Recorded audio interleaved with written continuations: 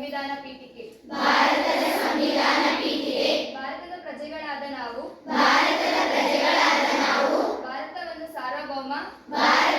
ಸಾರ್ವಭೌಮ ಸಮಾಜವಾದಿ ಜಾತ್ಯತೀತ ಪ್ರಜಾಸತ್ತಾತ್ಮಕ ಗಣರಾಜ್ಯವನ್ನಾಗಿ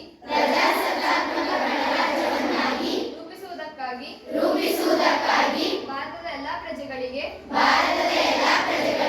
ಸಾಮಾಜಿಕ ಆರ್ಥಿಕ ಮತ್ತು ರಾಜಕೀಯ ನ್ಯಾಯವನ್ನು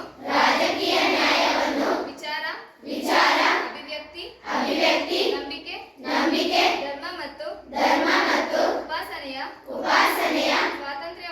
ಸ್ವಾತಂತ್ರ್ಯವನ್ನು ಸ್ಥಾನಮಾನ ಮತ್ತು ಅವಕಾಶಗಳ ಸಮತೆಯನ್ನು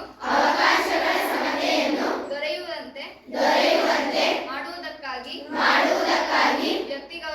ವ್ಯಕ್ತಿ ಗೌರವ ದೇಶದ ಏಕತೆ ಮತ್ತು ಸಮಗ್ರತೆಗಾಗಿ ಎಲ್ಲರಲ್ಲಿ ಭ್ರಾತೃತ್ವ ಭಾವನೆಯನ್ನು ಮೂಡಿಸುವುದಕ್ಕೆ